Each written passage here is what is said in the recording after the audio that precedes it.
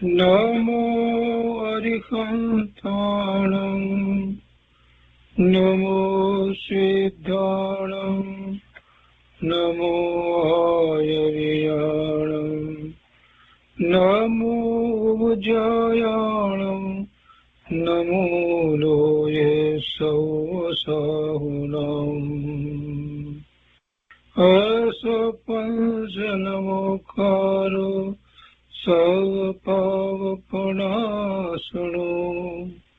મંગલાણં ચ સૌર્યચે પરમં અવૈમંગલમ અજ્ઞાનતિમિરંધાનાં જ્ઞાનાંજનશલાકયા ચક્ષુન્મીલિतं येन તસ્मै શ્રીગુરુવે નમઃ મુખાદિવ્યાકુક્ષિરત્નં શબ્દજિતવર્યાત્મજં શ્રીરાજચन्द्रयहुं વन्दે તત્વલોચનદાયકં પ્રભુતત્વલોચનદાયકં.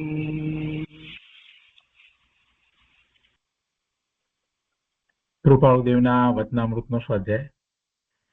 આપણે હાથ નોંધ 1 નો સ્વાધ્યાય કરી રહ્યા છીએ. એના 50 ભાગ એટલે 50 બોલ સુધી સ્વાધ્યાય પૂરો કર્યો છે. આજે 51મો બોલ લઈએ છીએ. હાથ નોંધ 1, પૃષ્ઠ 111. અહીંયા પાના નંબર 807 ઉપર 51મો બોલ. એમાં કૃપાળુદેવે પૃષ્ઠ 111 ઉપર કેટલાક શબ્દો લખ્યા છે. અંગ, ઉપાંગ. 12 અંગ કહીએ છીએ એ જિનેશ્વર ભગવાનની વાણીમાંથી ગણધર ભગવાને જે રચના કરી છે તે છે. અને એમાં અંગમાં પછી 12મા અંગની અંદર પૂર્વ છે, 14 પૂર્વ પણ છે. એટલે 12 અંગ અને 14 પૂર્વ એમ કહીએ છીએ આપણે. અને પેટાભેદો જે છે તે ઉપાંગ કહેવાય છે.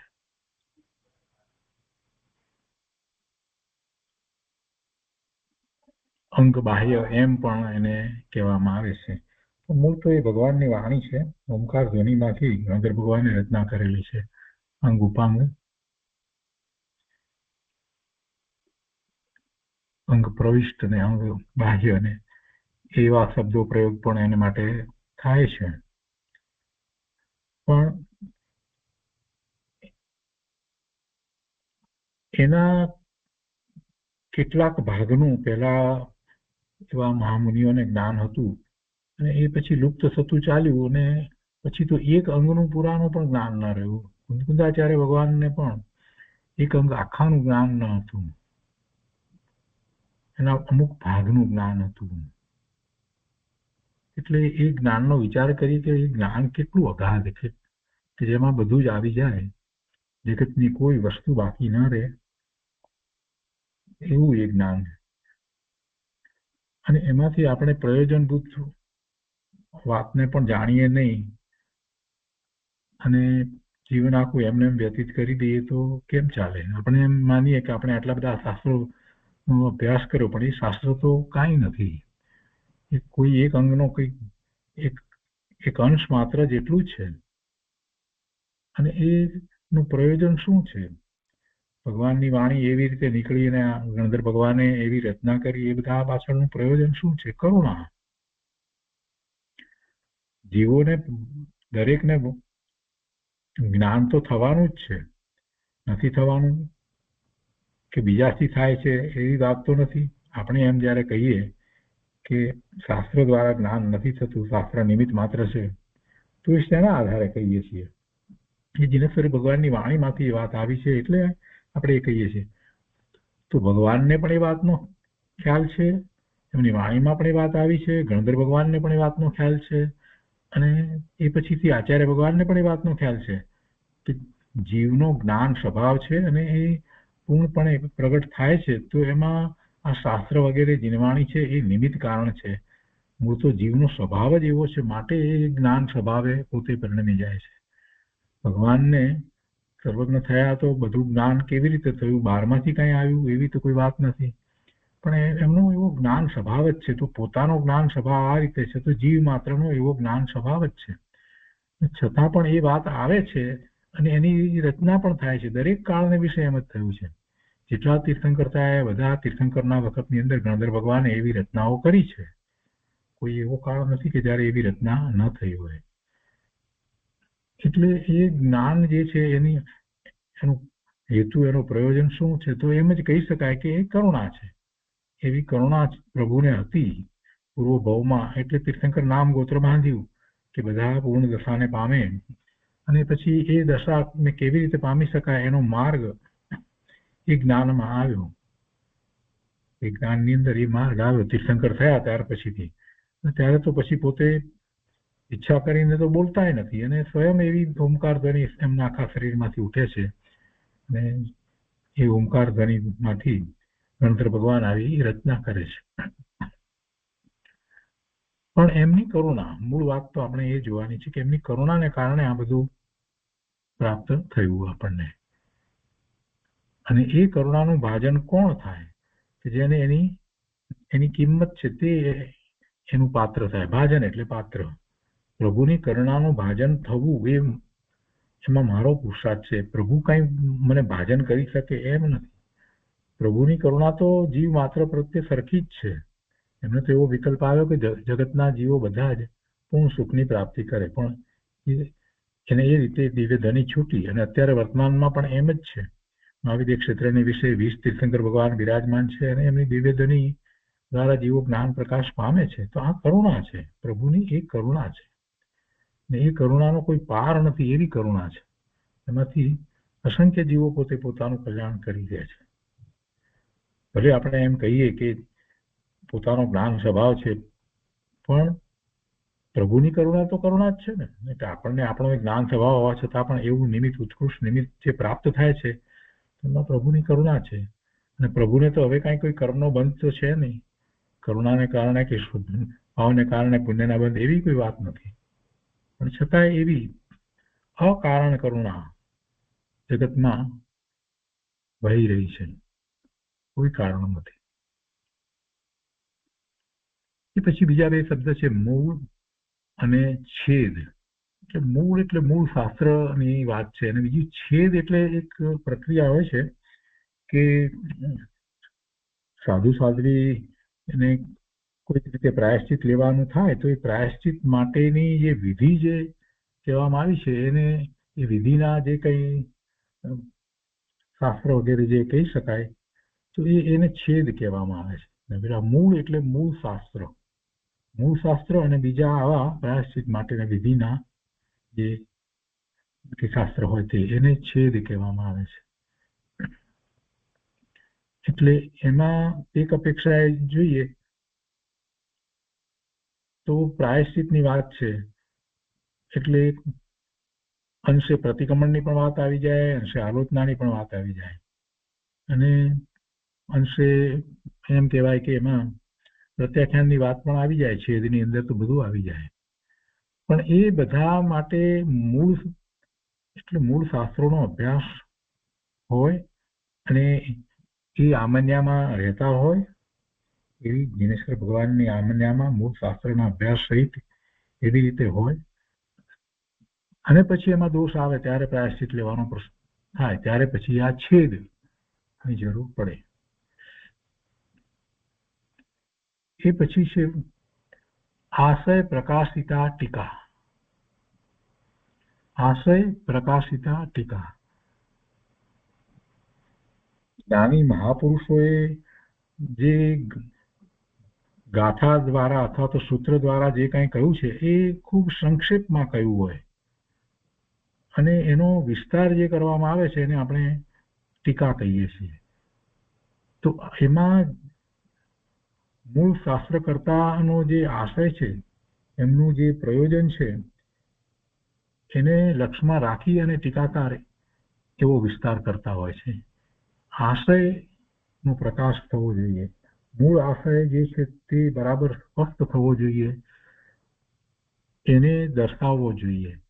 અને એવું દર્શાવીને બીજી સાથે સંલગ્ન જે વાત હોય છે તે પણ એમાં કહેતા હોય છે. એટલે ટીકાનું સ્વરૂપ હંમેશા એવું જ હોય છે કે બીજી સાથે વાત, જરૂરી વાત હોય એ પણ એમાં આવી જતી હોય.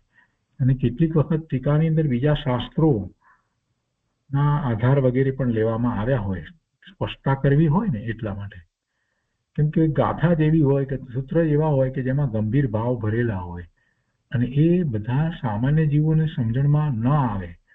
એટલે એવા મહાપુરુષો, સમ્યક દ્રષ્ટિ જ્ઞાની, જેમને એવો જ્ઞાનનો ખૂબ ઉઘાડ છે, એ જ એવી ટીકાની રચના કરે. અને એવી રચનાઓ થઈ છે એટલે તો આપણને આ બધું પ્રાપ્ત થયું છે. અને અત્યારે વર્તમાનમાં તો ભરત ક્ષેત્ર વિશે જીવોના એટલા પુણ્ય પણ નથી કે એ ટીકાને પણ જેમ છે તેમ બરાબર સારી રીતે સમજી શકે. એવા સમજવા વાળા અથવા તો સમજાવવા વાળા, પૂર્ણપણે વસ્તુની જેમ છે તેમ આત્મસાત કરીને સમજાવવા વાળા જીવો બહુ અલ્પ. ગુરુદેવ અને કૃપાળુદેવ જેવા જીવો બહુ ઓછા. અને એ પછી એને ખૂબ સરળ કરીને સમજાવે ત્યારે જ આપણે વાતને સમજીએ છીએ. પણ વસ્તુ સ્વરૂપ તો એવું જ છે કે આત્મા, છ દ્રવ્ય, નવ પદાર્થ, આ બધું જે રીતે છે અને જે રીતે મોક્ષ માર્ગ જે છે એ બધું ગાથાઓ દ્વારા અને અથવા તો સૂત્રો દ્વારા કહેવામાં આવ્યું છે. એને કોઈ લંબાણથી એમને ગદ્ય દ્વારા કોઈએ રચના કરી છે એમ નથી. એક દ્રષ્ટિએ આપણને એમ પણ થાય કે આવી રીતે ગાથાઓ દ્વારા રચના કરી જેમાં આપણને સમજણ ન પડે એવું શા માટે? પણ વિચાર કરીએ કે જો ગાથાઓ દ્વારા પણ સમયસારની 415 ગાથા થઈ હોય તો પછી એના વિશે કુંકુંદાચાર્ય ભગવાનને જેટલું જ્ઞાન જે છે એ બધું જ્ઞાન ગદ્ય રૂપે લખે તો કેટલું થાય? એટલે હંમેશા મૂળ શાસ્ત્રો જે છે એ રીતે જ લખાય. અને એમાં એમની એટલી વિદ્વતા હોય કે એક પણ શબ્દ આગો પાછો ન કર્યો હોય અને એમાં બધો ભાવ સચવાઈ રહેતો હોય. એટલે કેટલાય વર્ષો પછીથી પણ એવા જ્ઞાની પુરુષો થાય તો એ ગાથાને વાંચતા જ એમને એવો જ ભાવ આવે. વર્ષો વીતી જાય ત્યાર પછીથી કુંકુંદાચાર્ય ભગવાને સમયસારની ગાથા લખ્યા પછી 1000 વર્ષ પછીથી અમૃતચંદ્રાચાર્ય ભગવાન 1000 વર્ષ પછીથી એની ટીકા લખે છે આત્મખ્યાતિ. તો પણ એ ભાવ એમના ભાવને એ સ્પષ્ટ કરે છે. એટલે એવું સામર્થ્ય છે, એવું સામર્થ્ય છે, શબ્દનું સામર્થ્ય છે એમ કહીએ, પણ ખરેખર તો એ શબ્દનું સામર્થ્ય એવા સામર્થવાન મહાપુરુષ મુકુંદાચાર્ય ભગવાન જેવાના કારણે છે. એ સામર્થ્ય શબ્દ તો જડ છે પણ એની રચના જે થઈ છે ભલે જડની રચના છે તો પણ એ એવી જ રચના થવી, એ જ પ્રકારે શબ્દોની ગોઠવણી વગેરે થવું એ એમના જ્ઞાનનો ક્ષયોક્ષમ દર્શાવે છે. ત્યાં એક બીજો શબ્દ છે આગળ કે વ્યવહાર હેતુ અને પછી પરમાર્થ હેતુ. પરમાર્થ હેતુ શું છે કહેવાનો અને વ્યવહારથી શું છે એ બે વાતો આવતી હોય છે. દ્રવ્યતૃત્વનો આપણે અભ્યાસ કરીએ જ્ઞાની પુરુષો એ જે કંઈ કહ્યું છે એનો, તો પરમાર્થથી એટલે પરમાર્થ જીવને પોતાના શુદ્ધ સ્વરૂપની પ્રાપ્તિ એનો પરમાર્થ છે. અને સાથે ને સાથે વર્તમાનની અંદર પણ પોતાની જે હીણી દશા છે એ હીણી દશાની અંદર પણ પોતાનો પરમાર્થ સાધી શકે એવી રીતે વ્યવહાર છે. મૂળ અંતરંગ પુરુષાર્થ જે છે એ દ્વારા પોતાના સ્વરૂપની પ્રાપ્તિ એવો પરમાર્થ જે છે, તો એવી સાધના કરવા માટે જે બાહ્યમાં જે કંઈ આચરણ વગેરે જે છે એ વ્યવહાર છે. એટલે પરમાર્થ હેતુ અને વ્યવહાર હેતુ બંને સાથે જ કહેવાયા છે. ચરણાનુયોગ અને દ્રવ્યાનુયોગ બંને સાથે જ કહેવાયા છે. દ્રવ્યાનુયોગના પણ શાસ્ત્રો છે અને ચરણાનુયોગના પણ શાસ્ત્રો છે. અને ચરણાનુયોગની અંદર પણ એ જ રીતે વાત કરવામાં આવી છે કે જો તું સમ્યક દ્રષ્ટિ હોય તો તને આ રીતે તારું આચરણ હોવું જોઈએ, અથવા તો તું આત્મ સ્વરૂપની પ્રાપ્તિ કરવા માંગતો હોય તો તારું આચરણ આ રીતે હોવું જોઈએ. એ બધી વાત એમ કરીને આચાર વિચારની વાત કરવામાં આવી છે શ્રાવક માટે અને મુનિ માટે. એટલે આખો વ્યવહાર ત્યાં સમજાયો છે. ચરણાનુયોગની અંદર બધો વ્યવહાર.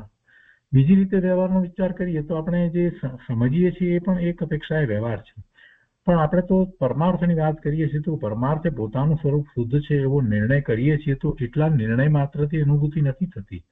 એટલે પોતાની એવી પાત્રતા યોગ્યતા પણ હોવી જોઈએ, અને એ યોગ્યતા પ્રદાન કરનાર શું છે તો કે વ્યવહાર છે. એ વ્યવહાર દ્વારા એને પોતાને એવી પાત્રતા યોગ્યતા પ્રાપ્ત થાય છે કે જેથી કરીને એને મંદ કષાય પણ હોય, મધ્યસ્થતા હોય, અને કોઈ પણ પ્રકારે એવી પકડ ન હોય કે એકાંતે વસ્તુ સ્વરૂપને માને એવું ન હોય, અનેકાંત દ્વારા વસ્તુ સ્વરૂપને સમજવા માંગતો હોય. આ બધું પણ એક અપેક્ષાએ કહીએ તો એ વ્યવહાર જ છે. એવો વ્યવહાર જીવને હોવો જોઈએ, એ એની યોગ્યતારૂપ વ્યવહાર છે.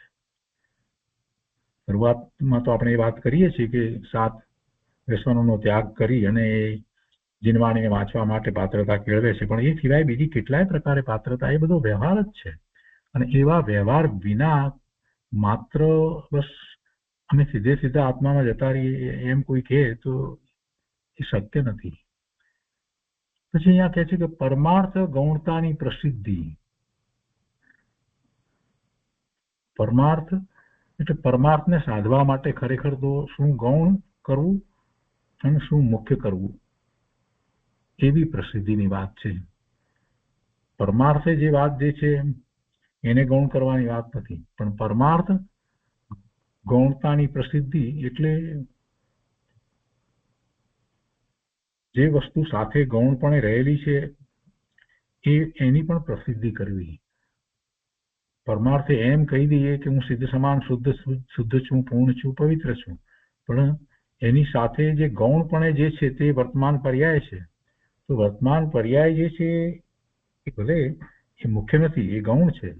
ત્રિકાળી ધ્રુવ વસ્તુ શુદ્ધ જે છે એ મુખ્ય છે ને એ જ પરમાર્થ છે. છતાંય જે ગૌણ વસ્તુ જે છે એને કાંઈ કાઢી નાખવામાં ના આવે, એની પણ પ્રસિદ્ધિ. એટલે બીજી રીતે કહીએ તો જે વર્તમાન પર્યાય જે છે જેને ગૌણ કરવાની છે તો એને ગૌણ ક્યારે કરાય કે જ્યારે એને જાણવામાં આવે ત્યાર પછીથી એને ગૌણ કરી શકાય ને. એને જાણે જ નહીં, એમનેમ જ ઉડાડી દઈએ તો ક્યાંથી ગૌણ થાય. પરમાર્થ ગૌણતાની પ્રસિદ્ધિ.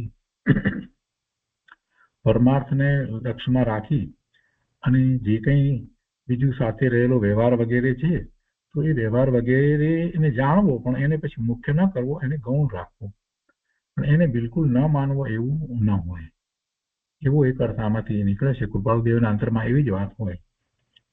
વ્યવહાર વિસ્તારનું પર્યવસાન એટલે વ્યવહારથી જે કંઈ કહેવાયું છે એનો પણ વિસ્તાર કરી અને જેમ છે તેમ સમજવું જોઈએ. વ્યવહાર વિસ્તારનું પર્યવસાન, કેમ કે એની સાથે જ આ લીધું છે પરમાર્થ ગૌણતાની પ્રસિદ્ધિની સાથે વ્યવહાર વિસ્તારનું પર્યવસાન. એટલે વ્યવહારથી જેવું સ્વરૂપ છે એને પણ જાણવું જોઈએ. જે સમયસારની 12મી ગાથામાં કહેવાયું છે તે રીતે વ્યવહાર પણ જાણેલો પ્રયોજનવાન છે. તો પછી વ્યવહાર કેવો હોય, અને વ્યવહારની જ્યારે વાત આવે તો પછી એનો અર્થ એક બીજી રીતે એમ પણ થઈ શકે કે ચરણાનુયોગ પણ આખો પૂરેપૂરો સારી રીતે સમજવો જોઈએ અને એનો સ્વીકાર થવો જોઈએ, એનો પણ સ્વીકાર હોવો જોઈએ. ચારિત્ર બાહ્ય અને અંતરંગ બંને પ્રકારે સમજવું જોઈએ અને એમ જ હોવું જોઈએ. અને શુભાશુભ ભાવની વાત જ્યારે આવે છે તો એમાં પણ અશુભ ભાવ જે છે અશુભ ભાવથી તો હંમેશા માટે નિવર્તવું જોઈએ. હિંસા વગેરેના પરિણામો બિલકુલ ન થાય માટેની જાગૃતિ પણ રાખવી જોઈએ. આ બધો વ્યવહાર છે, એ બધો વ્યવહાર છે. તો એનો અનેક રીતે વિસ્તાર કરી અને એ જીવ પોતે મોક્ષ માર્ગમાં પુરુષાર્થ કરી શકે. અને આગળ કહે છે કે અનેકાંત દ્રષ્ટિ હેતુ, અનેકાંત દ્વારા વસ્તુ સ્વરૂપને સમજવું જોઈએ. એનું કારણ શું છે તો કેમ કે વસ્તુ જ એવી છે, એકી સાથે અનેક પ્રકારના ધર્મ, અનેક વિરોધાભાસી ધર્મો વસ્તુમાં રહ્યા છે. વસ્તુ એટલે આત્મા, આત્માની અંદર અનંત ગુણ ધર્મો છે, તો એમાં અનેક ધર્મો એવા છે કે એમાં એ વિરોધાભાસી છે, છતાંય સાથે રહ્યા છે એક સમયમાં એ બધું છે. તો એમાં કોઈ એક રીતે એને પકડવા જઈએ અને બીજી વાતને ન સ્વીકારીએ તો પછી તો મિથ્યાત્વનો પ્રસંગ આવી જાય. વસ્તુ સ્વરૂપને જેમ છે તેમ જાણવું હોય તો પછી અનેક નય દ્વારા વસ્તુ સ્વરૂપ જાણવું જોઈએ, કેમ કે એવા ધર્મ છે, એવા ગુણ છે, તો બધું એ રીતે જ જાણવું જોઈએ. અને એમ જાણવા જઈએ છીએ તો એ પછી ક્રમમાં જાણવાય છે, અને ક્રમે જાણીએ છીએ તો એમાં કોઈ ક્રમે જાણીએ છીએ તો એમાં કોઈ દોષ આવે છે એવી પણ વાત નથી. એટલે અનેકાંતને એની વાત શાસ્ત્રમાં એ રીતે કરવામાં આવી છે કે અનેકાંત દ્વારા વસ્તુ સ્વરૂપ જાણવું જોઈએ, અને ભગવાનની વાણી છે એ પણ એ જ રીતે સ્યાદ મુદ્રિત વાણી હોય છે. એટલે કે જે કથનો કરવામાં આવ્યા છે એ દરેક અપેક્ષા સહિતના છે. એક અપેક્ષા એ નિત્ય છે તો બીજી અપેક્ષા એ અનિત્ય છે. એકાંતે નિત્ય નથી કહ્યું કે એકાંતે અનિત્ય નથી કહ્યું, એકાંતે એક રૂપ નથી કહ્યું કે એકાંતે અનેક રૂપ નથી કહ્યું. બધી વાતને જ્યારે આપણે સમજીએ ત્યારે વિરોધાભાસ ના આવે અને વસ્તુ સ્વરૂપ જેમ છે તેમ વધારે સ્પષ્ટ થાય.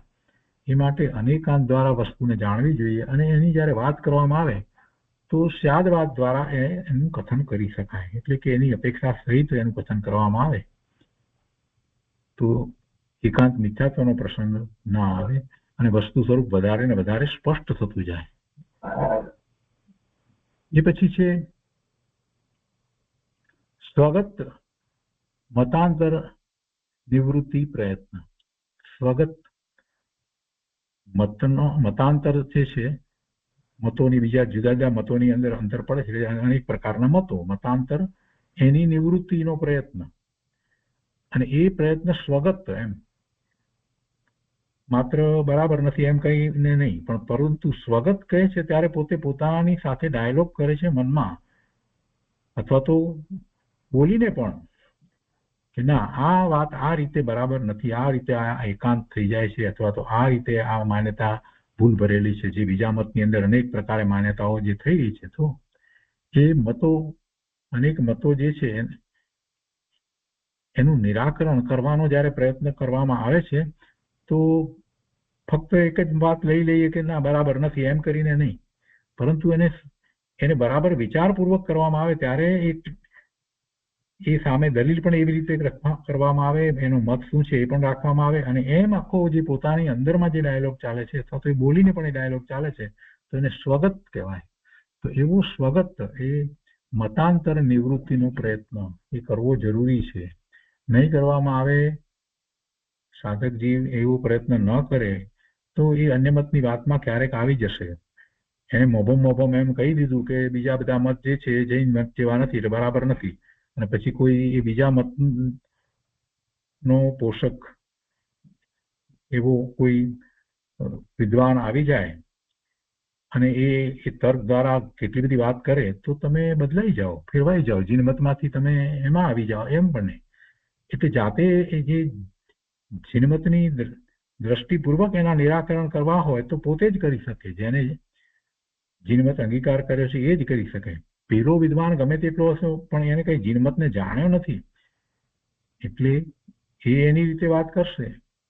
પણ આપણે જ્યારે જાણતા હોઈએ કે જીનમતમાં વસ્તુ સ્વરૂપ આવું છે તો જ એ અન્ય મત જે છે એનું નિરાકરણ આપણે કરી શકીએ. ગમે તેવો એવો વિદ્વાન આવ્યો હોય તો પણ આપણે એ વાતને સમજીએ કે ના આ વાત એ કહે છે એ એકાંતે છે, અથવા તો કોઈક રીતે એમાં આગળ વધતા એમાં દોષ પણ આવે છે વગેરે આપણે કરી શકીએ. એટલે પોતે એ રીતે કરવું જોઈએ કે સ્વગત મતાંતર નિવૃત્તિ પ્રયત્ન એ પણ જરૂરી છે. અને કૃપાળુદેવના અંતરમાં જે ચાલી રહ્યું છે ને એ જ બધી વાત એમણે અહીંયા મૂકી છે કે કેવી રીતે સાધક અવસ્થાની અંદર આખો પુરુષાર્થ થાય. આ બધી પુરુષાર્થ માટેની બધી વાત અહીંયા મૂકી છે શબ્દોમાં. ઉપક્રમ ઉપસંહાર અવિસંધિ. ઉપક્રમ જે શરૂઆત થાય અને ત્યારથી પૂર્ણાવતી થાય ઉપસંહાર સુધીમાં વિસંધિ ન હોય. એટલે ક્યાંય વચ્ચે એમ કે વિસંધિ એટલે જોડાણ જે છે એ બરાબર ન થતું એને વિસંધિ કહેવાય. સંધિ અને વિસંધિ, સંધિથી વિરુદ્ધ વિસંધિ. એટલે જે શરૂઆત કરી છે ત્યાંથી જે પૂર્ણાવતી કરીએ ત્યાં સુધીની બધી વાત અનુક્રમે એના મેળમાં હોય એવું હોવું જોઈએ. તો એવું હોય ત્યારે એમ કહેવાય કે એમાં બરાબર સંધિ છે, એટલે વિસંધિ નથી. અવિસંધિ એટલે વિસંધિ નથી. કોઈકની વસ્તુ કોઈકની જોડે જુદી રીતે કહી હોય ને પછી એમાં વિરોધાભાસ આવે ને એવી વાત ન હોય. એટલે ઉપક્રમ ઉપસંહાર અવિસંધિ, એટલે કોઈ પણ પ્રકારે એમાં વિરોધાભાસ ન આવે એવી રીતે આખી વાતનો મેળ હોવો જોઈએ. અને એવું જ જીનવાણીમાં વસ્તુ સ્વરૂપ છે, કહેવાયું છે. અને અનંત જીવોએ એ જ રીતે સ્વીકાર કરી અને પોતાની પૂર્ણ દશાને પ્રાપ્ત કરી છે. વસ્તુ સ્વરૂપ એમ જ છે, કોઈ વિરોધાભાસ હોતો જ નથી. એટલે જૈન મતની અંદર બધા જ મહાપુરુષોની વાત જે છે એ એવી હોય છે કે કોઈને કોઈની સાથે વિરોધ આવતો જ નથી. અવિરોધ રૂપ વાત હોય છે. એટલે કૃપાળુદેવ એ વાતને ક્યાંક સદગુરુની વાતમાં કે એમાં લીધી છે કે એમની વાણી કેવી હોય તો તે એમાં કોઈ રીતે વિરોધ ના આવે એવી હોય. એક વાત આમ કે બીજી વાત જુદી રીતે કે વિરોધ આવે એવી વાત એમની વાણી, એવી વાત વાળી એમની વાણી હોય નહીં. એ પછી અહીંયા લોક વર્ણન સ્થૂળત્વ હેતુ. લોક વર્ણન એટલે લોકાકાશનું વર્ણન. લોક વર્ણન સ્થૂળત્વ હેતુ એટલે લોકાકાશનું વર્ણન. એમાં આપણે જૈન ભૂગોળનો આખો વિચાર કરીએ અને એ બધી વાત જે છે તે બરાબર છે, કેટલીક વાત જાણવી જોઈએ, પણ એનો હેતુ જે છે તે સામાન્ય હેતુ છે. સ્થૂળત્વ હેતુ એટલે બીજી રીતે કહેવામાં જઈએ તો એ મોટી વાત છે કે આ રીતે લોકનું વર્ણન છે, જાણીએ છીએ. પણ આત્માર્થે એમાં બીજી કોઈ એવી વાત નથી. લોકનું સ્વરૂપ જે જાણીએ આપણે મુખ્યપણે જે જાણીએ છીએ કે કેવો આકાર છે અને પછી એમાં મધ્યલોક ને ઉધ્વરલોક ને અધોલોક ને પછી આટલા રાજુલ, 7 રાજુલ નીચે 7 રાજુલ ઉપર, 14 રાજુલ પ્રમાણ ને બધું આખું ઘણું બધું વર્ણન આવે. ને પછી એમાં મધ્યલોકની અંદર પણ પછી પાછા બધા દ્વીપ ને એનું વર્ણન આવે. તો એ બધું ખૂબ છે. સૂક્ષ્મપણે વિચાર કરવા જઈએ તેનો પાર ના આવે એટલું બધું જે છે. પણ એનું કેટલુંક વર્ણન આપણે મોટું જે જાણીએ છીએ તે બરાબર છે. એનો હેતુ એટલો છે કે જેથી કરીને આપણને એની ખાતરી થાય કે આ રીતે જગતનું સ્વરૂપ છે. અને આપણે જે જોઈ રહ્યા છીએ એટલું માત્ર જગત નથી. કેટલાકના મનમાં એમ જ છે કે બસ આટલું જગત જાણે, પણ એમ વસ્તુ સ્વરૂપ નથી. એટલે એ જૈન ભૂગોળનો એવો સામાન્ય અભ્યાસ પણ હોવો જોઈએ, સ્થૂળત્વ હેતુ. પછી એના પછી છે વર્તમાન કાળે આત્મસાધન ભૂમિકા. વર્તમાન કાળે આત્મસાધન ભૂમિકા. પોતાના સ્વરૂપની પ્રાપ્તિ માટેની ભૂમિકા પણ એવી હોવી જોઈએ. વર્તમાન કાળે એટલે જ્યારે ભરત ક્ષેત્રની અંદર પોતે જન્મ લીધો છે તો એવા કાળમાં આ કાળને વિશે, પંચમ કાળને વિશે સ્વરૂપની પ્રાપ્તિ તો થઈ શકે છે. તો એને માટેનું સાધન શું? તો સાધન તો બીજું કોઈ બાહ્ય સાધન તો નથી, પણ સ્વરૂપમાં એકાગ્રતા એ જ મૂળભૂત સાધન છે. પણ એવા મૂળભૂત સાધન માટે એની ભૂમિકા પણ એવી હોવી જોઈએ. અને એ ભૂમિકામાં શું હોય તો મંદ કષાય હોય, ન્યાય દ્રષ્ટિ હોય, મધ્યસ્થતા હોય, દિનેશ્વર ભગવાન સત્પુરુષ પ્રત્યે એનો ખૂબ ખૂબ ખૂબ અહોભાવ હોય, એમના પ્રત્યેનો સમર્પણનો ભાવ હોય. એ આત્મસાધન ભૂમિકા કહેવાય. એવી જ્યારે ભૂમિકા થઈ છે તો એ જીવ પોતે આગળ એવી સાધના કરી શકે. એટલે આ વર્તમાન કાળે પણ આ શક્ય છે, થઈ શકે છે. અને આવી ભૂમિકા કરવા માટેના એવા સાધનો પણ છે કે જે દ્વારા પોતે આત્મામાં એકાગ્રતા કરી અને સ્વરૂપની પ્રાપ્તિ કરી શકે. એના પછી છે કે વિતરાગ દર્શન વ્યાખ્યાનો અનુક્રમ. વિતરાગ દર્શન અહીંયા એટલે દર્શનનો અર્થ અહીંયા વિસ્તૃત લેવાનો છે. વિતરાગ દર્શન એટલે આપણે જે ચક્ષુથી દર્શન કરીએ એટલી અમથી વાત નથી, પરંતુ પ્રભુનું દર્શન એટલે પ્રભુ પ્રત્યેની જે શ્રદ્ધા છે, વિતરાગ દર્શન એ પ્રભુ પ્રત્યેની શ્રદ્ધા તો કેવી હોવી જોઈએ? તો પ્રભુ વિશેનું આખું વિતરાગ પરમેશ્વર વિશેનું જેટલું વર્ણન હોય એટલે બધા વર્ણનને સમજી સ્વીકારી અને એમના પ્રત્યેની એવી જ્યારે શ્રદ્ધા થાય તો એની વાત અહીંયા કરી છે. વિતરાગ દર્શન વ્યાખ્યા નો અનુક્રમ એટલે એ અનુક્રમ જ્યારે કહ્યું છે તો એ વારંવાર થાય એવો એમાંથી અર્થ નીકળે છે કે જિનેશ્વર ભગવાનનું જેવું સ્વરૂપ છે એવા સ્વરૂપની શ્રદ્ધા પોતે વારંવાર કરે. અનુક્રમ ક્રમે ક્રમે તો થાય, એ તો શબ્દ પ્રમાણે વિચાર કરીએ છીએ, પણ અનુક્રમ લીધો છે એટલે જેમ જેમ જેમ જેમ જીવની દશા એવી થતી જાય તેમ તેમ તેમ તેમ એને વિતરાગ પરમેશ્વર નો વધારે ને વધારે એ રીતે પરિચય થાય છે કે ઓહો પ્રભુ તો આવા છે, પ્રભુ તો આવા છે. જેને સમ્યક દર્શન થયું છે એને ખ્યાલ આવે છે કે પરમાત્માનો પુરુષાર્થ કેવો હશે, એમણે કેવળ જ્ઞાન પ્રગટ કર્યું તો કેવો પુરુષાર્થ હશે. જેને સ્વરૂપમાં એકાગ્રતા વિશેષ કરી છે, રમણતા કરી છે, એને ખ્યાલ આવે છે કે પ્રભુએ શું પ્રાપ્ત કર્યું છે, કેવી અદ્ભુત દશા પ્રાપ્ત કરી છે, કેવી શાશ્વત સુખની દશા પ્રાપ્ત કરી છે. એટલે એ બધી વાતનો ખ્યાલ જેમ જેમ જેમ જેમ પોતે પોતાનો એવો પુરુષાર્થ કરતો જાય છે તેમ થાય છે. એટલે એમ વારંવાર કરે છે ત્યારે એ વિતરાગ દર્શન વ્યાખ્યાનો એમ અનુક્રમ કહેવાય. તો એ રીતે 51મો બોલ થયો. એ પછી 52મો બોલ છે, એમાં શીર્ષક આપ્યું છે મૂળ, અને આ છે હાથનો દેખ પુષ્ટ 113 ઉપર. જો કૃપાળુદેવની 3 હાથનો જ છે. શરૂઆતમાં જ એ વાત આવી ગઈ છે, એટલે કે 3 ડાયરી હતી એમ કહેવાય, એક દેશી અને 2 પરદેશી. અને એની અંદર કૃપાળુદેવે લખ્યું છે તો એમ એવું નથી કે એકમાં પૂરું કર્યા પછી બીજીની શરૂઆત કરીએ, એવું નથી. એ ત્રણેયમાં લખતા ગયા હતા અને જે પાના ઉપર લખ્યું તે લખી નાખ્યું એમ, એવી રીતે હતું. એટલે હાથનોંધ 3 એટલા માટે હાથનોંધ 3 છે. અત્યારે આપણે પહેલી હાથનોંધનો અભ્યાસ કરી રહ્યા છીએ. તો અહીંયા કહે છે કે 52મા બોલમાં કહે છે મૂળ 113મા પૃષ્ઠ ઉપર છે, એ શીર્ષક આપેલું છે એની ઉપર મૂળ. પહેલું લખ્યું છે પ્રશ્નાર્થ કરીને, લોક સંસ્થાન એટલે લોકનો આકાર, લોકાકાશનો આકાર, એનો કોઈ આકાર? હા, એનો આકાર છે, નિશ્ચિત આકાર છે. લોકાકાશનો એક નિશ્ચિત આકાર છે. આકાશ એક અખંડ છે, એમાં કઈ ખંડ પડતા નથી. લોકાકાશ ને અલોકાકાશ એવા ભાગ પડતા નથી, પણ જેટલા ભાગની અંદર 6 દ્રવ્યો રહ્યા છે એ ભાગને લોકાકાશ આપણે કહીએ છીએ, ને એનો એક નિશ્ચિત આકાર છે, એ લોક સંસ્થાન.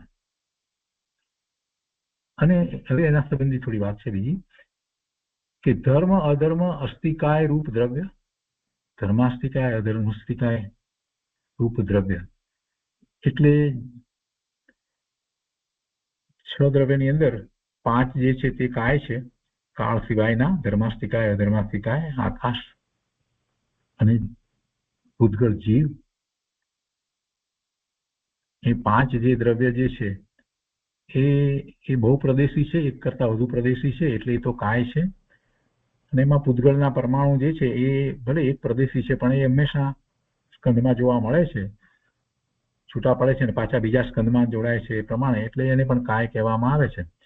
એક કાળાણુ છે એ એક પ્રદેશી છે, એટલે એને કાય નથી કહેતા. એટલે 50 એમ કહીએ છીએ, ને પછી સાથે 6ઠ્ઠું દ્રવ્ય જે છે કાળ, એનું પણ વર્ણન 50 આવે છે. તો અહીંયા એમ કે છે કે ધર્મ અધર્મ અસ્તિકાય રૂપ દ્રવ્ય, બધા અસ્તિકાય રૂપ દ્રવ્ય, એનું હોવાપણું છે.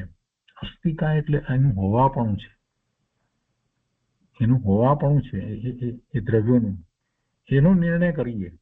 કેમ કે એ દેખાતા નથી. ધર્માસ્તિકાય અધર્માસ્તિકાય તો કઈ દેખાતા નથી. પૂતગળ જે છે એ ઇન્દ્રિય જ્ઞાનનો વિષય બની શકે, એટલે કેમ કે એમાં એવા ગુણ છે, સ્પર્શ રસ વર્ણ ગંધ વગેરે. એટલે પણ બીજા બધાનો વિચાર કરીએ તો ધર્માસ્તિકાય કે અધર્માસ્તિકાય કે આકાશ કે કાળાનું કે જીવ, એ બધા તો અમૂર્તિક છે, એટલે એ કઈ દેખાતા નથી. ખ્યાલમાં કઈ રીતે આવે? અધર્માસ્તિકાય ને ધર્માસ્તિકાય છે, એનો નિર્ણય કેવી રીતે થાય? એ દ્રવ્ય છે તો એનો નિર્ણય કરવો, કે એવો નિર્ણય કરવા જઈએ છીએ તો આપણને જીવ અને પૂતગળ પરમાણુ જે છે એની ગતિનો નિર્ણય થાય છે, અને એ ગતિ કરે છે તો એ રોકાય છે એનો પણ નિર્ણય થાય છે. કેમ કે એ ધર્માસ્તિકાય અધર્માસ્તિકાય જે છે એ જીવ અને પૂતગળને ગતિ કરવામાં નિમિત્ત કારણ છે, અને અધર્માસ્તિકાય છે તે ગતિ કરતા જીવ પૂતગળને સ્થિર થવામાં નિમિત્ત કારણ છે. એટલે બધા દ્રવ્યોનો સાથે એવો વિચાર કરવામાં આવે તો ખ્યાલ આવે છે કે જગતનું સ્વરૂપ આ રીતે જ છે, અને એ જે લોકાકાશ જે કહ્યું લોક સંસ્થાન એનો જે આકાર જે છે એમાં જ આ બધું રહ્યું છે. એમાં પણ પાછી જીવની પણ કેટલીક વાત છે કે જે ત્રસ નાળી છે એમાં જીવ હોય છે. એ બધું જૈન ભૂગોળની અંદર ઘણી બધી વાત આવે છે, એટલે કે સેન્ટ્રલ પોર્શન ત્યાં જીવો છે. બધા ભાગમાં જીવ નથી હોતા, પણ છતાંય બીજા બધા ભાગમાં ધર્માસ્તિકાય અધર્માસ્તિકાય કાળાણું બધા એ બધા તો હોય જ છે. તો એવો દ્રવ્ય સંબંધીનો વિચાર, અને એ દ્રવ્ય એમ જ રહ્યા છે, એ ભગવાનના જ્ઞાનમાં આવ્યા છે. એની દ્રવ્ય છ દ્રવ્ય અનંતકાળથી છ જ રહ્યા છે, એટલે એકબીજા દ્રવ્યોમાં કંઈ ભળી જતા નથી. આકાશ જે છે અવગાહન આપે એવો એનો ગુણ છે. બધાના જે ગુણ છે એ દ્વારા એ આપણે જાણીએ છીએ એના લક્ષણ દ્વારા, અને બધા જ એમાં રહ્યા છે. લોકાકાશના પ્રદેશ અપેક્ષા વિચાર કરીએ તો અસંખ્ય પ્રદેશ છે, અને એની અંદર જીવનો વિચાર કરીએ તો જીવ અનંત જીવ રહ્યા છે, અને એવી રીતે પૂતગળ પરમાણુનો વિચાર કરીએ તો અનંત રહ્યા છે. તો અસંખ્ય પ્રદેશની અંદર એટલા બધા રહ્યા છે, તો એનો અર્થ જે છે કે આકાશ એ બધાને જગ્યા આપે છે, સ્પેસ આપે છે, અવગાહન આપે છે. એક જ પ્રદેશની અંદર કેટલા બધા જ દ્રવ્યો સાથે રહી શકે છે. આ બધી વાતનો જ્યારે વિચાર કરવામાં આવે છે તો વસ્તુ સ્વરૂપ આપણને વધારે સ્પષ્ટ થાય છે. એટલે અહીંયા એ દ્રવ્ય અંગેનું વિચારણા માટે વાત લીધી છે. આ બધી મૂળ વસ્તુની વાતો છે. પછી કહે છે કે સ્વાભાવિક અભવ્યત્વ જીવની વાત આવેલી છે. છ દ્રવ્યની વાતમાંથી આગળ જીવની દ્રવ્ય, જીવ દ્રવ્ય, તો જીવ દ્રવ્યમાં ભવ્યત્વ અને અભવ્યત્વ એમ જે કહેવામાં આવ્યું છે કે કેટલાક જીવો અભવ્ય છે ને, તો એ અભવ્યપણું કેવી રીતે છે? તો કે અભવ્યપણું એટલે કે એ પોતે પોતાના જ્ઞાન સ્વભાવે થઈ શકતા નથી. સમ્યક દર્શન એમને અનુભૂતિપૂર્વકનું સમ્યક દર્શન થતું નથી. એટલે એ નથી થતું તો એ મોક્ષ માર્ગમાં આગળ વધી શકતા નથી. એટલે એમની પૂર્ણ શુદ્ધ દશા જે સિદ્ધ ભગવાનની દશા છે એવી દશા એમની થઈ શકતી નથી. એટલે એમને અભવ્ય કહેવામાં આવે છે. અને એવા અભવ્ય જીવો પણ કેટલાક છે. એ અભવ્ય જીવો શાસ્ત્રનો અભ્યાસ કરે, આ બધી માન્યતાને સમજે, એનો સ્વીકાર કરે, એ બધું થાય, પણ છતાંય એ એવા સ્વીકાર પછીથી પણ એવા ભાવે પોતે પરિણમી શકતા નથી. એટલે એમ એ અભવ્ય છે. અને આવું અભવ્યત્વપણું જે છે એ પણ સ્વાભાવિક છે. સ્વાભાવિક છે એટલે શું? સ્વાભાવિક વસ્તુ શું છે? જેને આપણે ભાવની અપેક્ષાએ જોઈએ તો પરમપારિણામિક ભાવ જે છે તે સ્વાભાવિક ભાવ છે. એ નવો ઉત્પન્ન થતો નથી. પરમપારિણામિક ભાવની વાત કરીએ છીએ તો એ પરમપારિણામિક ભાવ જે છે એ પરમપારિણામિક ભાવ એ ભવ્ય રૂપે પણ હોય અને અભવ્ય રૂપે પણ હોય. પારિણામિક ભાવ જે છે એ એવો હોય, ભવ્ય રૂપે હોય અને અભવ્ય રૂપે પણ હોય. એટલે પારિણામિક ભાવના 3 ભેદ 320મી ગાથામાં જે કહેવામાં આવે છે, જીવત્વ, ભવ્યત્વ અને અભવ્યત્વ. તો અભવ્યત્વ એ પણ પારિણામિક ભાવ છે. એટલે એ એમ જ છે, સ્વાભાવિક છે, એમ જ છે. પછી એ જ ભાવ છે, એ પોતાનો જ ભાવ છે. અભવ્યત્વપણું પણ એ એનો ભાવ છે. જે અભવ્ય જીવ છે એને એ અભવ્યત્વપણું છે. એમાં બીજો કોઈ ફેર નથી. એ પણ આવી રીતે ભવના ભ્રમણ કરે છે, શુભાશુભ ભાવે પ્રવર્તે છે, અને એને પણ આ જીનવાણી વગેરે પ્રાપ્ત થાય તો એનો અભ્યાસ વગેરે પણ કરે છે. એને પણ કસાય મંદ થાય, તીવ્ર થાય, બધું થાય છે. પણ શું નથી થતું? તો કે એને ભવનો અંત થતો નથી. એટલે અભવ્યત્વ છે, અને અભવ્યત્વ એ સ્વાભાવિક વસ્તુ છે. એ સ્વાભાવિક વસ્તુ છે, એ પારિણામિક ભાવ છે. પછી અનાદિ અનંત સિદ્ધિ. અનાદિ અનંત સિદ્ધિ એટલે વસ્તુનું સ્વરૂપનો જયારે વિચાર કરવામાં આવે છે તો બધું અનાદિથી છે અને અનંત કાળ સુધી રહેવા વાળું છે. છ દ્રવ્ય એમ જ છે. કોઈ દ્રવ્ય નો નાશ તો થતો નથી. જીવની મુખ્યતાથી વિચાર કરીએ તો જીવ અનાદિથી છે અને અનંત કાળ સુધી રહેવા વાળો છે. કઈ પર્યાયમાં રહે છે એ પછી વાત છે, પણ પહેલા તો એ છે વર્તમાન પહેલાય હતો, વર્તમાનમાં છે અને ભવિષ્યમાં પણ રહેશે. એ અવિનાશી છે અને એની આદિ પણ નથી. કોઈએ ઉત્પન્ન કર્યો છે એમ પણ નથી, અને કોઈએ ઉત્પન્ન નથી કર્યો અને નવા કોઈ ઉત્પન્ન થતા નથી. જેટલા છે તેટલા જ છે. એટલે દરેક દ્રવ્યને માટે એમ છે, જેટલા દ્રવ્ય છે તેટલા જ છે. ધર્માસ્તિકા એક છે, અધર્માસ્તિકા એક છે, આકાશ એક છે, ઉદ્ગળ પરમાણુ અનંત અનંત છે, જીવો અનંત છે, એટલે અને કાળાનું અસંખ્ય છે. તો એ જે સંખ્યા પ્રમાણે જોઈએ તો એટલા ને એટલા જ રહે છે. એક પણ વધતો ઘટતો નથી. જો ઉત્પન્ન થતા હોય તો વધે, ઉત્પન્ન થઈ શકતા હોય નવા તો વધે, પણ એમ નથી. અથવા તો નાશ થતો હોય તો ઘટે, પણ એવું પણ થતું નથી. અને અનંતકાળ સુધી એટલા ને એટલા એમ જ રહે છે. અનાદિ અનંત, એની સિદ્ધિ કરવાની છે, એને આપણે નિર્ણય કરવાનો છે. એની સિદ્ધિ ક્યારે થાય છે? ખરેખર એ વાત જે છે એ લક્ષમાં લીધી હોય, પણ પછી જયારે સમ્યક દર્શન થાય છે ત્યાર પછીથી જગત આખાનું સ્વરૂપ જેમ છે તેમ સમ્યક થઈ જાય છે.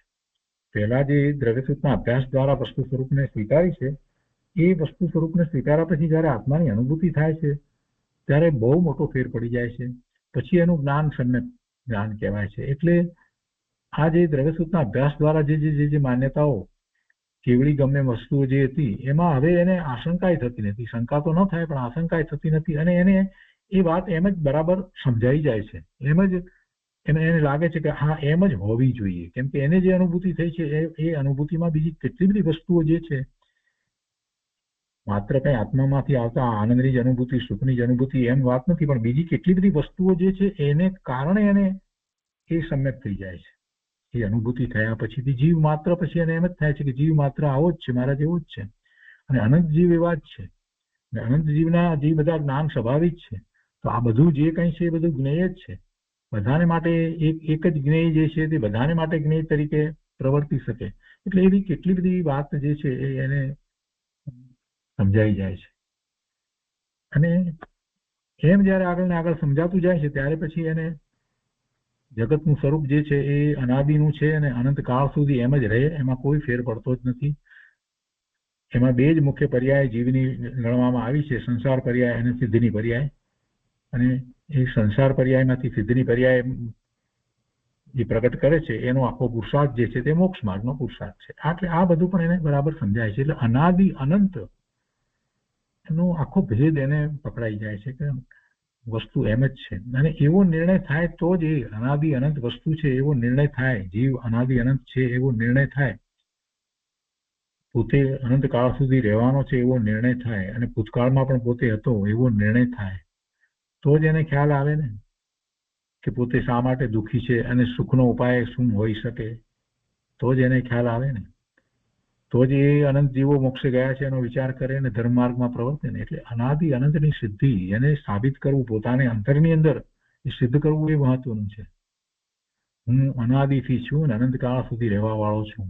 તો તરત જ બીજો પ્રશ્ન આવે કે હું કેવી રીતે રહેવાનો છું અનંતકાળ સુધી, કેવી દશામાં રહેવાનો છું, ભૂતકાળમાં કેવી દશામાં રહ્યો, અને પછી ધર્મની શરૂઆત થઈ જાય છે. એનો જયારે વિચાર કરે છે તો એટલે અનાદિ અનંતની સિદ્ધિ એ કરવી જરૂરી.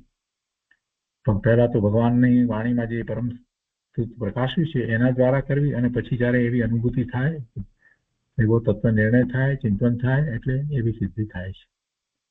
એના પછી જે અનાદિ અનંતનું જ્ઞાન શી રીતે, અનાદિ અનંતનું જ્ઞાન શી રીતે, તો એના ઉપર પણ ચિંતન ધ્યાન કરી અને એ નિર્ણય કરી શકે છે. અનાદિ અને અનંતનું કઈ રીતે જ્ઞાન થઈ શકે. તો સર્વજ્ઞ પરમાત્માનો જયારે વિચાર કરે છે તો એને ખ્યાલ આવે છે કે જ્ઞેય તો જે છે જ્ઞેય એ જ્ઞાનમાં જણાય, અને જ્ઞાન જે છે એ પરિપૂર્ણ છે. તો પરિપૂર્ણ જ્ઞાન છે તો જ્ઞેય માત્રને જાણે. આ તર્ક દ્વારા આખી વાતને એ રીતે સિદ્ધ કરવામાં આવે છે કે જ્ઞાન છે તો પછી એ અમુક જ્ઞેયને જાણે ને અમુક જ્ઞેયને ન જાણે એવું તો કેવી રીતે બને. એટલે જ્ઞેય માત્રને એ જાણે. આપણે ઉઘાડની વાતને હમણાં બાજુ પર રાખી, કેટલો ઉઘાડ છે, ઓછો છે કે વધારે, પણ જ્ઞાનની અપેક્ષાથી વિચાર કરીએ તો જ્ઞાન કોને ન જાણે, જ્ઞેય માત્રને જાણે. અને જ્ઞેય શું છે? જ્ઞેય જગતના જે પદાર્થો છે એ પદાર્થોની દરેક સમયની પર્યાય છે તે જ્ઞેય છે. જગત આખાના બધા પદાર્થો છ દ્રવ્ય નો સમૂહ એવું આ જે લોક એ બધું જે છે તે એની સમયની અવસ્થાઓ બદલાય એ બધું જ જ્ઞેય છે. તો જ્ઞાન જ્ઞેય માત્રને જાણે, જ્ઞાન જ્ઞેય માત્રને જાણે એટલે સર્વજ્ઞ પરમાત્મા જ્ઞેય માત્રને જાણે. અને જાણવા માટે કંઈક ક્રમે જાણવું એવું તો નથી. આપણે એકી સાથે 5 માણસોને જોઈ શકીએ છીએ કે નહીં? સામે 50 માણસો આમ બેઠા હોય તો 50 માણસો દેખાય. ટીવીની અંદર કેટલા બધા એકી સાથે કેટલું બધી મોટું કંઈક બધમાં ગેમ કે કંઈક બતાવતા હોય તો કેટલા બધા લોકોને એક સાથે બતાવે છે. આપણે એક સાથે બધાને જોઈએ છીએ. તો એટલે જ્ઞેય છે એને કંઈ જોવા અને એનું જ્ઞાન કરવા માટે એક પછી એક એમ ક્રમે જ કરવું પડે એવો કોઈ નિયમ લાગુ પડતો નથી. છદ્મસને એટલું ઉઘાડ નથી એટલે એમ લાગે, પણ ખરેખર તો જ્ઞાનનો સ્વભાવ એવો નથી કે એને કઈ ક્રમમાં જાણવું પડે. એક સાથે જાણે, જ્ઞેય માત્રને એક સાથે જાણી શકે. અને આ બધો નિર્ણય એને તર્ક દ્વારા કરવો જોઈએ. જીવ જ્યારે આવા નિર્ણય કરે છે તો એને પોતાના જ્ઞાન સ્વભાવનું મહાત્મા આવે છે. એટલે અનાદિ અનંતનું જ્ઞાન, તો અનાદિ અનંતનું જ્ઞાન પણ એક સમયમાં તીર્થંકર ભગવાન કેવળી પરમાત્માને હોય છે, થાય છે. આ રીતે થઈ શકે છે કેમ કે જ્ઞાન છે, જ્ઞાન જાણે છે. તો અનાદિ અનંતનું જ્ઞાન સી રીતે? તો આ રીતે હોય. જ્ઞાનનો એવો સ્વભાવ જ છે. આત્મા સંકોચે વિકાસે, આ વાત પણ મહત્વની છે. કેમ કે સંસાર પર્યાયની અંદર આપણે જોઈએ છીએ કે જીવ જુદા જુદા શરીર સાથે રહે છે. બધી જગ્યાએ જ્યાં જીવ છે, જીવ સમાસનો વિચાર કર્યો તો 7 પ્રકારે, અને પછી પર્યાપ્તિ અપર્યાપ્તિ અપેક્ષાએ 14 પ્રકારે. તો આને બીજી રીતે કહીએ તો યોની અપેક્ષાએ કેટલી? 84 લાખ યોની ની અંદર જીવ જન્મ મરણ કરે છે. તો એટલા પ્રકારે જીવ જન્મ મરણ કરે છે. તો એ પ્રમાણે શરીર પણ એ રીતે જુદા જુદા શરીર સાથે એને રહેવાનું થાય છે. તો જેવડું શરીર છે એ પ્રમાણે આત્મા સંકોચાઈ જાય તો જ ત્યાં રહી શકે. મોટું શરીર હોય તો પછી મોટું શરીરમાં કોઈ પણ ભાગની અંદર એને એ પ્રસરેલો છે એનો ખ્યાલ આપણને આવે છે, એની ચેતના દ્વારા ખ્યાલ આવે છે. કેમ કે જ્ઞાન જે છે એ આખા શરીરની સાથે એની ચેતના તો ખ્યાલમાં આવે છે ને. એને ઇન્દ્રિયો દ્વારા આપણે જાણીએ છીએ ને બધું. સ્પર્શેન્દ્રિય દ્વારા જે કંઈ શરીર છે, ભલે ને તિર્યંતનું હોય, એક ઇન્દ્રિય વાળાનું શરીર હોય, તો પણ આખું જે શરીર છે બધામાં એ સ્પર્શ જે છે એનો ગુણ એમાં એને રહ્યો છે એટલે એને ખ્યાલ આવે છે. એવી ચેતના એની એટલી છે એક ઇન્દ્રિય પૂરતી. એટલે એનો અર્થ જ એ થયો કે એ જે શરીર છે એ શરીર પ્રમાણે જ આત્મા રહેવો જોઈએ. એમ નહીં કે મોટું શરીર છે એના થોડા ભાગમાં આત્મા હોય, બાકીના ભાગમાં ન હોય, એવું તો બની શકે નહીં. કેમ કે આખા શરીરમાં એને જે ઇન્દ્રિય છે એમાં સ્પર્શ ઇન્દ્રિયનો વિચાર કરીએ તો બધી જગ્યાએ એને સ્પર્શનો ખ્યાલ આવે છે. અને સ્પર્શેન્દ્રિય જે છે એ સ્પર્શેન્દ્રિયની સાથે એનું જ્ઞાન જોડાય છે ત્યારે ખ્યાલ આવે છે ને. એનો અર્થ કે જ્ઞાન ત્યાં વ્યાપેલું જ છે. તો જ્ઞાન જે છે એ આત્માના બધા પ્રદેશોમાં છે, દર્શન બધા પ્રદેશોમાં છે, બધા જ ગુણો બધા જ પ્રદેશો આખા આત્માને વિશે છે. તો એ આત્મા એ આખા શરીરમાં બધે પ્રસર્યો છે એનો આપણને ખ્યાલ આવે છે. તો એનો અર્થ એ થયો કે એને એ શરીર પ્રમાણે થવું જોઈએ.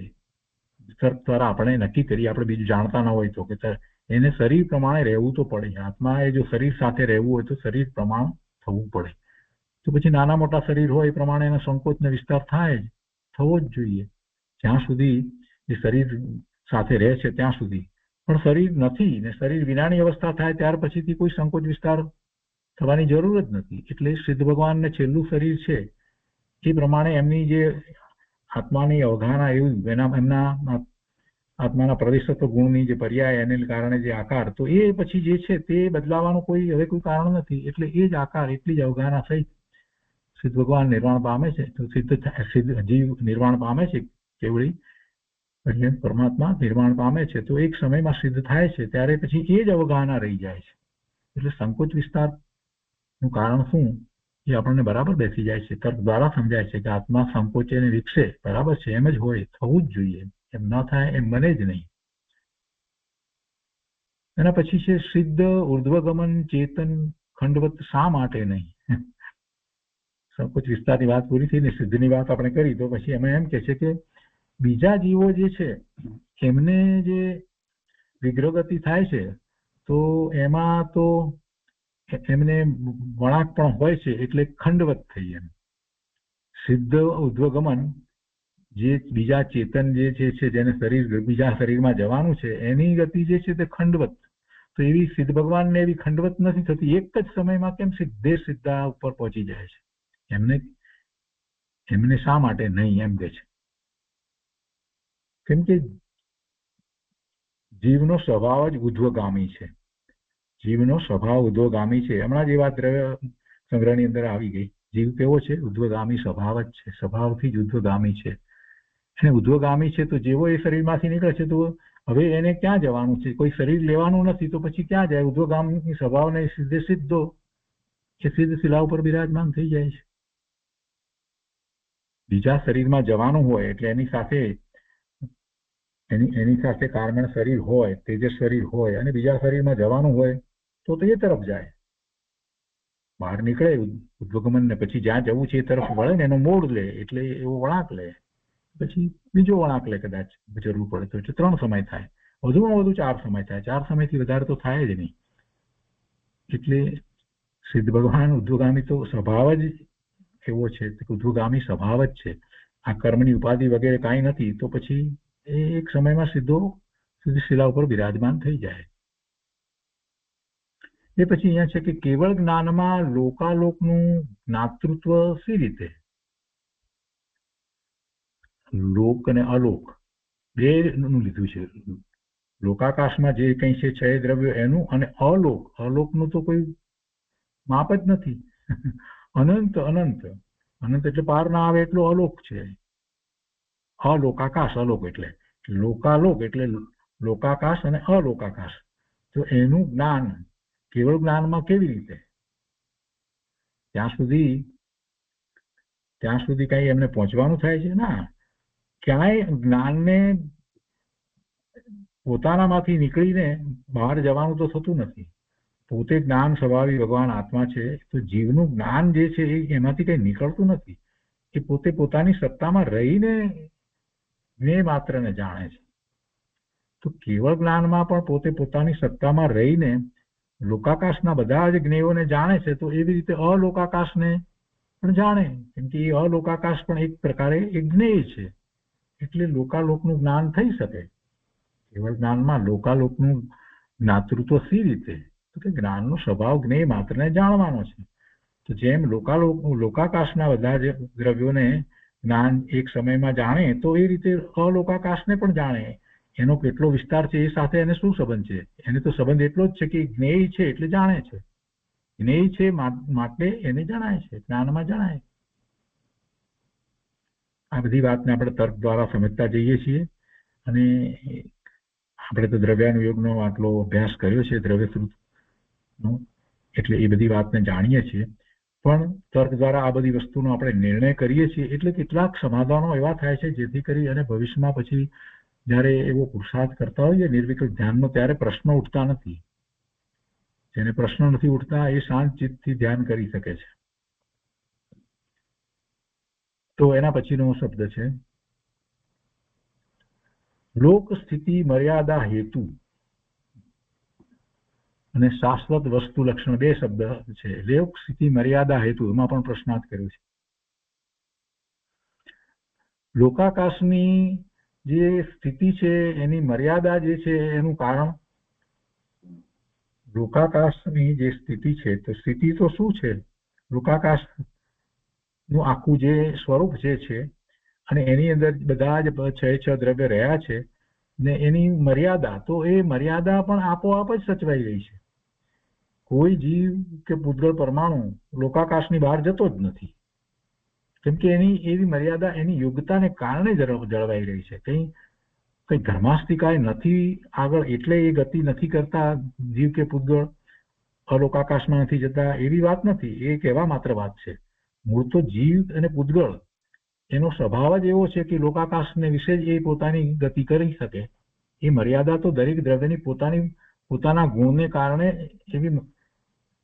એવી એની દશા જ થાય છે. એટલે એ મર્યાદા તો સ્વયં સંચાલિત મર્યાદા તો થઈ જાય છે. એ સીમા જે બંધાઈ જાય છે એ સ્વયં સંચાલિત છે. જીવ દ્રવ્ય જે છે તો એના કોઈ ગુણ એમાંથી બહાર નીકળતા નથી કે બીજાના ગુણ એમાં પ્રવેશતા નથી. એ એક પ્રકારની એની મર્યાદા છે, એ એની સત્તા છે. અસંખ્ય ગુણ, પ્રદેશ, પ્રમાણ, અનંત ગુણ, એવી એની એ મર્યાદા છે, એ એની સત્તા છે. તો એ સત્તાની અંદર કોઈ વિક્ષેપ આવી શકતો જ નથી. અને દરેક દ્રવ્યને એને પોતપોતાની સત્તા છે, પોતપોતાના ગુણો છે, પોતપોતાના પ્રદેશ છે. એટલે પછી મર્યાદા કોઈએ કરવી પડે કે કોઈએ એનું નિયમન કરવું પડે એવી કોઈ વાત જ નથી. લોક સ્થિતિ મર્યાદા હેતુ, એમાં તો ઘણી બધી વાત આવે કે આ જગતનું નિયમન કોઈકે કરવું પડતું હશે ને. પણ નિયમન કરવાનો પ્રશ્ન ક્યાં છે? નિયમન કરવાનો પ્રશ્ન જ નથી. નિયમન તો દરેક દ્રવ્યનો જે સ્વભાવ છે એ સ્વભાવ પ્રમાણે જ એ નિયમન થાય છે. જો જીવ દ્રવ્યનો અને પૂતગળ દ્રવ્યનો એવો બે પ્રકારે સ્વભાવ ન હોત તો પછી કોઈ બીજી વાત હતી નથી. કઈ રીતે બે પ્રકારે પણ સ્વભાવ છે કે પોતે પોતાના ગુણ પ્રમાણે પરિણમે, એ સ્વાભાવિક પરિણમન, અને બીજો વિભાવિક પરિણમન.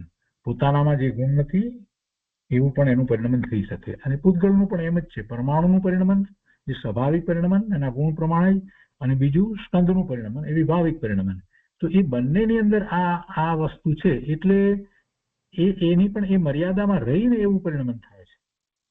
એની એ છે એટલે પરિણમન થાય છે. જો બેમાં એક જ પ્રકારનું પરિણમન હોત, પેલા ચાર જે બીજા દ્રવ્ય જે છે, ધર્માસ્તિકાય, અધર્માસ્તિકાય, આકાશ ને કાળ, એમાં એ વિભાવ પરિણમન છે જ નહીં, સ્વભાવ પરિણમન જ છે. તો એવું જો જીવનું અને પૂતગળનું પણ એવી જ રીતે પરિણમન હોત તો આ રીતે જગત હોત જ નહીં. બધા જ જીવો જે છે તે સિદ્ધ જ હોત.